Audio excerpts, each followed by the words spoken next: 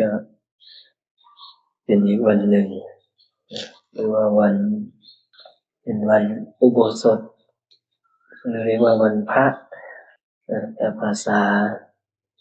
บาลีก็เรียกว่าธรรมสวนะธรรมะก็คือที่เราได้สาธยายไปนั่นแหละพระธรรมเป็นบทความที่พระองค์ทรงเข้าไปตรัสรู้แล้วก็นำมาบอกสอนคำว่าสวนะแปลว่าฟังวันนี้ก็เลยเป็นวันที่พวกเราเมื่อระลึกถึงวันนี้แล้วก็เป็นผู้มาประพฤติปฏิบัติในเรื่องของการให้ทานการรักษาศีลแล้วก็การภาวนาวันนี้ก็เป็นวันที่จะได้มาฟังพระสัทธรรมของพระองค์ก่อนที่จะได้ฟังพระสัทธรรมของพระองค์ก็ให้พวกท่านทั้งหลายทำจิตให้ปราศจากนิวรณ์เครื่องกลางกั้นปัญญาทำให้ถดถอยนิวรณ์ตัวแรกก็คือกามฉันทานิวรณ์ความติดถึงนึกคิดไปตามรูปเสียงกลิ่นรสสัมผัสโผฏฐัพพะหรือว่าสัมผัสทางกายได้วางไว้ก่อนตัวที่สองพยาบาทตัวที่สามทิฏฐิมิทธะความหดหู่ซึมเศร้าความบิดขี้เกียจความง่วงเหงาหาวนอนความไม่ยินดีต่างๆอุทธัจจะอุกุจจะแล้วก็วิจิกิจฉาความลังเลสงสัยความฟุ้งซ่านความลังเลสงสัยสิ่งพวกนี้จะดับไปเมื่อมาเจริญสติปัฏฐานสี่ให้มีสติอยู่ที่กายสติอยู่ที่ลมหายใจไปสักพักหนึ่งก่อนอานิสงส์ในการเจริญสติปัฏฐานสี่พระองค์ตรัสไว้ว่าเป็นกองกุศลสีที่แท้จริงหรือว่ากองกุศลที่แท้จริงที่เราออกมาวันนี้เราก็ปรารถนาสิ่งที่เรียกว่ากุศลกุศลมันสำคัญอย่างไรกุศลก็คือสิ่งที่ทำให้สภาวะหรือว่าจิตใจนั้นเกิดความปิติปราโมทย์ถ้าอกุศลก็คือมีความเดือดเนื้อร้อนใจคืออกุศลการเจริญสติปัฏฐานสี่พระองค์ก็ทรงสรรเสริญว่าเป็นกองกุศลที่แท้จริงมีการตระเตรียมน้อยมีการขนขวายน้อยแต่ได้อานิสงส์มากแค่พวกเราทั้งหลายระลึกกลับมาอยู่ที่กายลมหายใจเข้าลมหายใจออกก็เป็นกายอันหนึ่งในขณะที่เราสำรวมตาหูจมูกลิ้นกายใจสำรวมโดยการที่พระองค์อุปมาอุปไมยเหมือนการจับสัตว์6ชนิดมัดไว้ที่เสาเขื่อนเสาหลักเป็นผู้สำรวมก็คือไม่ถูกอายตนะที่เรียกว่าตาเนี่ยฉุดดึงไปหารูปที่น่าพอใจรูปที่ไม่น่าพอใจก็จะไม่เป็นสิ่งที่เธอรู้สึกอึดอัดขยะแขยงเมื่อสำรวมสังวรอินทรีย์แล้วพระองค์กล่าวไว้ว่าศีลก็จะถึงพร้อมด้วยอุปนิสัยก็คือการสะสมนิสัยฝั่งแห่งความเจริญในทางกุศลถ้าเราสำรวมตาหูจมูกลิ้นกายใจธรรมก็จะไหลไปสู่ธรรมก็คือศีลของเราก็จะถึงพร้อมเป็นผู้บริบูรณ์ในศีลแล้วตอนนี้การสมาทานสิกขาบทเมื่อกี้เป็นการแสดงเจตนาแต่ที่พวกเราจะงดเว้นได้งดเว้นไม่ได้มันก็อยู่ที่จะมีกำลังของนักปฏิบัติหรือว่าผู้ที่เห็นโทษในวัฏฏะนี้ไหมเราสมาทานไปแล้วก็คือตั้งเจตนาแล้วแต่พวกเราจะรักษาได้ไม่ได้ก็ขึ้นอยู่กับอินทรีย์ของแต่ละบุคคลก็เหมือนมีทรัพย์แล้วจะรักษาทรัพย์นั้นได้ รจะรักษาไว้ได้หรือใครจะสูญเสียทรัพย์ก็อยู่ที่ตัวเราเห็นคุณค่าพระองค์บอกเหมือนเข้าจำกับพรหมเหมือนเข้าจำกับธรรมของพระองค์เหมือนเข้าจำกับสงฆ์สาวกของพระองค์เหมือนเข้าจำกับพระอรหันต์ทั้งหลายเพราะว่าพระอรหันต์ทั้งหลายก็อาศัยธรรมะของพระองค์นี่แหละเป็นเครื่องออกจากทุกข์ฉะนั้นแล้วการสมาทานสิกขาบทที่เรียกว่าอริยอุโบสถ8ประการเมื่อกี้นี่เป็นการที่พระอรหันต์ทั้งหลายก็อยู่ด้วยสิกขาบทนี้ก็ถือว่าเราก็ได้อยู่ร่วมหรือว่าอยู่ในคุณสมบัติของพระอรหันต์ทั้งหลายครับที่พระองค์กล่าวไว้ว่าการงานทุกอย่างก็ต้องอาศัยแผ่นดินในการที่จะกระทำการงานให้สำเร็จแม้กระทั่งพืชทุกชนิดก็ต้องอาศัยแผ่นดินฉะนั้นแล้วอริยสาวกในธรรมวินัยนี้ก็ต้องอาศัยศีลนั่นแหละเพื่อจะเข้าถึงความสิ้นสุดแห่งทุกข์ฉะนั้นแล้วเราสมาทานก็คือเราแสดงเจตนาเมื่อไหร่ศีลของเราก็บริบูรณ์เมื่อนั้นเป็นการระลึกกลับมาหาสิ่งที่เรียกว่าศีลานุสติการระลึกถึงศีลของตนถ้าเราทำอยู่เป็นประจำไม่ต้องหวังความปราโมทย์ก็ได้ความปราโมทย์แม้ไม่ปรารถนาให้ความเดือดร้อนใจจะเกิดขึ้นสิ่งนั้นก็ไม่เกิดขึ้นอยู่แล้วเพราะว่าเธอสร้างธรรมอันเป็นเหตุที่ถูกธรรมที่เกิดมาแต่เหตุก็ถูกทำพระองค์กล่าวไว้ในสูตรที่เรียกว่าภาระกรณียสูตรภาระก็คือกำลังในการกระทำบุคคลอาศัยแผ่นดินดำรงอยู่บนแผ่นดินจึง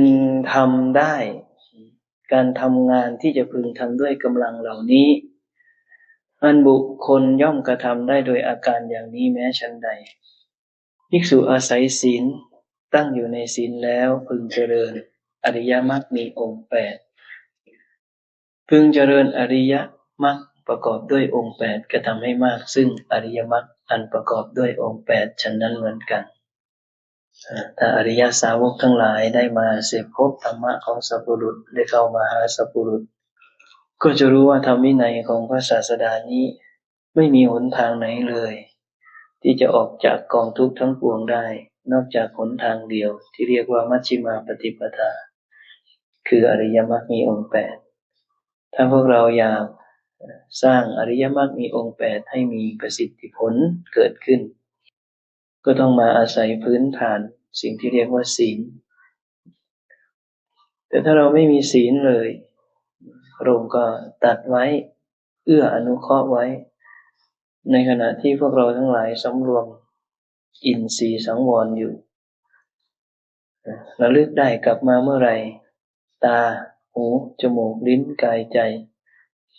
เห็นว่าสิ่งเหล่านั้นเป็นของว่างเปล่าศูนย์ทั้งสิ้นไม่ไม่ติดไปตามอารมณ์วางไว้ซึ่งกายคตาสติมีสติอยู่ที่กายจับอายตนะทั้งหมดนี้มารวมไว้ที่กายในขณะที่ความปกตินั้นก็เกิดขึ้นกับเราก็คือสีเลสุปุริปุรกาลีผู้บริบูรณ์ในศีลแล้วสมบูรณ์ในศีลแล้วแต่ถ้าเราจับฉวยไม่ทันเราก็เกิดวิปฏิสารแต่ถ้าเราเชื่อพระองค์ว่าพระองค์ตรัสว่าปัจจุบันสำคัญที่สุดเรียกว่านวกรรมกรรมใหม่สำคัญที่สุดเราอย่าให้กรรมแม้ประมาณน้อยมีอิทธิพลกับเราเพราะพระองค์ตรัสไว้ว่ากรรมแม้เพียงเล็กน้อยก็จะทำให้สัตว์นั้นไปสู่อบายได้คือพวกนี้มีปกติอยู่ด้วยความเป็นทุกขวิหารีเราเป็นผู้จับฉวยในสิ่งที่เป็นกุศลถ้าเราอยากให้การงานของเราบริบูรณ์สมบูรณ์เราก็สมาทานแล้วก็ตั้งมั่นว่าปีใหม่นี้เราจะเป็นผู้ไม่ละเมิดสิกขาบทก็เอาตามอินทรีย์ตามกำลังของตนวันไหนที่เป็นวันอริยอุโบสถก็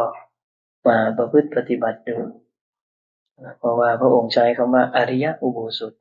การอยู่อย่างอริยะการเข้าร่วมกับอริยะทั้งหลายอริยะทั้งหลายจะเว้นขาดจากเมถุนเรียกว่าอพรหมจริยาการเสพเป็นคู่วันหนึ่งคืนหนึ่งก็ถือว่าเป็นสิ่งที่พิสูจน์กำลังของเราได้เพราะพระอานนท์ตรัสไว้กับภิกขุณีรูปหนึ่งความมีสัตว์ได้ก็เพราะว่าเมถุนถ้าเราเว้นเมถุนได้เราก็ไม่มีสิ่งที่เรียกว่าสัตว์เมถุนก็คือคู่นั่นแหละถ้าเป็นธรรมะลึกลงไปวิญญาณตั้งอยู่ในนามรูปไม่ได้วิญญาณนั้นไม่มีที่ตั้งอยู่เอเสวันโตทุกขสาติแต่ถ้าตราบใดที่เราแสวงหาคู่อยู่ให้วิญญาณมีนามและรูปเป็นที่ตั้งอยู่เราไม่อยู่เหนืออายตนะเราก็ยังทำที่สุดแห่งทุกข์ไม่ได้แต่ถ้าเราไม่มีศีลพระศาสดาก็ให้พิจารณาคำว่าศีลก็คือความปกติทางกายและทางวาจาคนไม่มีศีลพระองค์ก็ตรัสไว้ว่าเปรียบเหมือนคนพาลเพราะว่าคนพาลจะมีนิมิตอยู่3ลักษณะก็คือชอบคิดชั่วชอบพูดชั่วชอบทำชั่วพระองค์ก็ให้พวกเราทั้งหลายอย่าเสพคบกับบุคคลเช่นนั้นที่พระองค์กล่าวไว้ในเรื่องของงูเปื้อนคูดนั่นแหละพระองค์ให้เห็นศีลเนี่ยจะพึงรู้ได้ด้วยการอยู่ร่วมกันการอยู่ร่วมกันนั้นก็ใช้เวลาการละนานแต่การละนานขนาดไหนพระองค์ก็ตรัสไว้อีกว่าผู้มีปัญญาเท่านั้นถึงจะรู้ได้ผู้สามปัญญาหารู้ไม่พระองค์ก็เลยตรัสกับพราหมณ์คนหนึ่งในบัญญัติความเป็นพราหมณ์ของท่านเนี่ยมีกี่ข้อพราหมณ์คนนั้นก็บอกว่ามี5 ข้อเป็นผู้มีอุปโตชาติก็คือ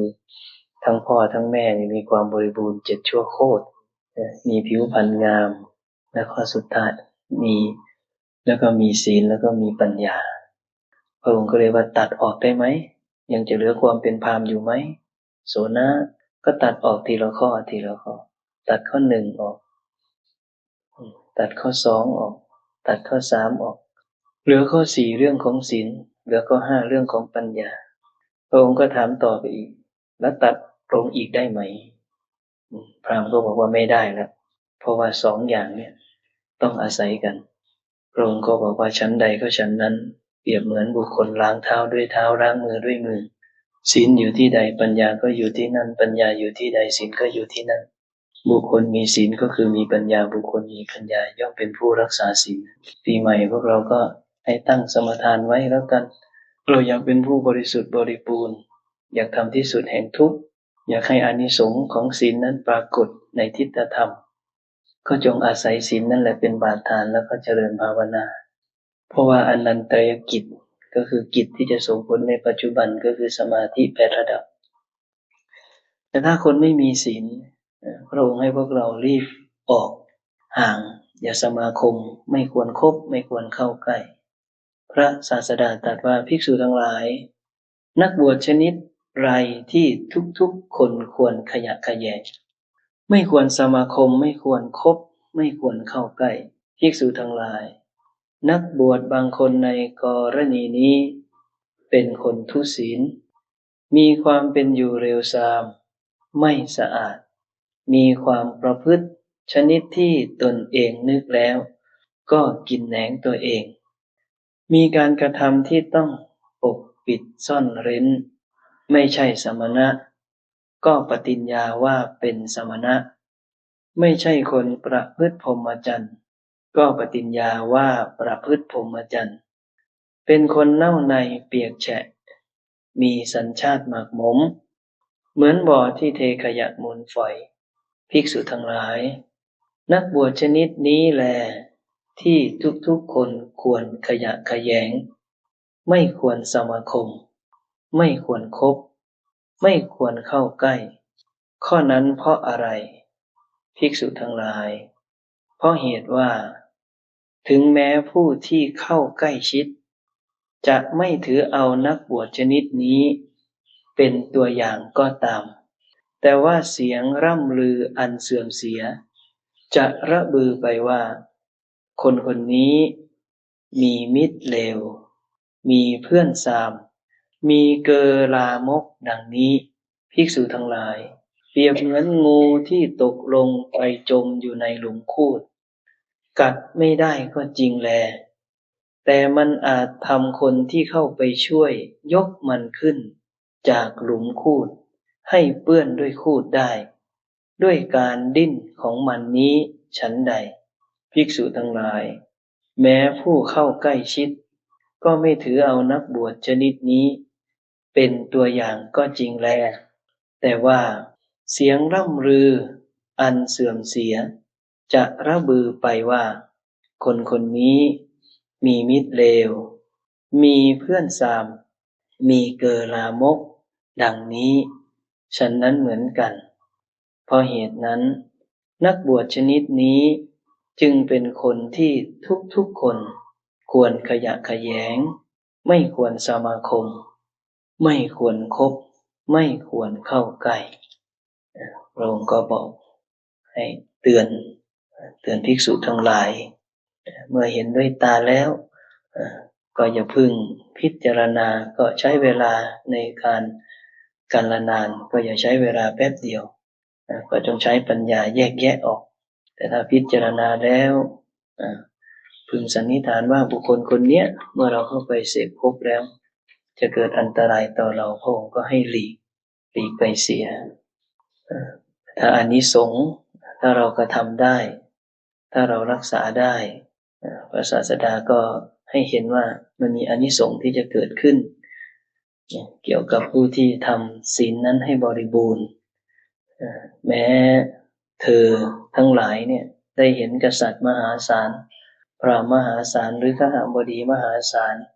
ผู้เอิบอิ่มพังพร้อมถูกบำเรออยู่ด้วยกามคุณ5อันประณีตอยู่แม้เธอมีความปรารถนาว่าโอ๋หนอเมื่อตายไปขอเราพึงเข้าถึงความเป็นสหายของกษัตริย์มหาศาลพราหมณ์มหาศาลหรือขหบดีมหาศาลและเธอทั้งหลายเมื่อเห็นแล้วเธอก็รู้เหตุปัจจัยแล้วเธอก็ให้ทานแก่สมณะหรือพราหมณ์เมื่อกายนี้แตกทำลายพระองค์ตรัสไว้ว่าบุคคลนั้นก็จะเข้าถึงความเป็นสหายของกษัตริย์มหาศาลพราหมณ์มหาศาลหรือขหบดีมหาศาลแต่พระศาสดาก็มีข้อแม้ไว้ว่าแต่ข้อนี้เป็นของผู้มีศีลไม่ใช่ของผู้ทุศีลความปรารถนาแห่งใจของผู้มีศีลย่อมสำเร็จได้เพราะจิตบริสุทธิ์ฉะนั้นแล้วพวกเราปรารถนาหรือว่าเจตนาลงไปก็ต้องสร้างเหตุให้ถูกเพราะพระองค์เป็นศาสนาแห่งปัญญาให้รู้ว่าธรรมมันเป็นเหตุและก็ธรรมที่เกิดมาแต่เหตุให้รู้ว่านี้มีนี้มีนี้เป็นนี้เป็นนี้ไม่มีนี้ไม่มีนี้หมดไปนี้สิ้นไปให้รู้ว่าธรรมทั้งหลายมันเกิดมาแต่เหตุเรียกว่าอิทัปปัจจยตาแม้เธอเป็นผู้ปรารถนาสิ่งต่างๆแต่ถ้าพวกเราทั้งหลายปรารถนาสิ่งที่พระองค์บอกว่าแม้ปรารถนาขนาดไหนก็ไม่ได้ตามปรารถนาก็จะมีอยู่5อย่างสิ่งที่มีความแก่เป็นธรรมดาอย่าแก่เลยอย่างเงี้ยแม้จะมีศีลขนาดไหนแม้จะเป็นสมณะพราหมณ์เทวดามารพรหมต่างๆก็ไม่สามารถที่จะได้ตามปรารถนาได้สิ่งที่มีความแก่เป็นธรรมดาอย่าแก่เลยสิ่งที่มีความเจ็บไข้เป็นธรรมดาอย่าเจ็บไข้เลยสิ่งที่มีความตายเป็นธรรมดาอย่าตายเลยสิ่งที่มีความวินาศไปเป็นธรรมดาอย่าวินาศเลยสิ่งที่มีความสิ้นไปเป็นธรรมดาอย่าสิ้นไปเลยอันนั้นเขาเรียกว่าไม่รู้ฐานะและปรารถนาอย่างไรสิ่งนั้นก็ไม่ได้ตามปรารถนาแต่ถ้าพระองค์ตรัสไว้ในพระสูตรที่ว่าเธออาศัยศีลนี่แหละเป็นไปในการที่จะทำสิ้นสุดแห่งทุกข์ไม่ว่าจะเป็นผู้มีศีลเป็นผู้สำรวมในปาติโมกข์แล้วก็เป็นผู้เจริญสมถะวิปัสสนาแล้วก็อาศัยสิ่งที่เรียกว่าสุญญาคารทั้งหลายให้เจริญงอกงาม4ประการนี้ก็จะเป็นเหตุให้เมื่อพวกเราจำนงหรือว่าเจตนา แม้จะเจตนาในเรื่องของปัจจัยสี่ก็จะทำให้สิ่งนั้นสมปรารถนาก็อาศัยตัวแรกก็คืออาศัยให้เป็นผู้บริบูรณ์ในศีลมาก่อนแล้วก็ประกอบด้วยความเครื่องสงบแห่งใจเป็นผู้ไม่เหินห่างจากฌานประกอบด้วยวิปัสสนาแล้วก็เป็นผู้ให้วัดแห่งผู้อยู่สุญญาคารก็คืออาคารว่างเปล่าทั้งหลายให้เจริญงอกงามนั่นก็คืออานิสงส์ของการรักษาศีลแล้วพระองค์ก็บอกว่าศีลนี่แหละจะทำให้พวกท่านทั้งหลายเข้าถึงที่สุดแห่งทุกข์โดยอาศัยศีลนี่แหละเพราะว่าศีลอยู่ที่ใดปัญญาก็อยู่ที่นั่นปัญญาอยู่ที่ใดศีลก็อยู่ที่นั่นผู้มีปัญญาเท่านั้นถึงจะรู้แจ้งได้อาศัยศีลเพื่อ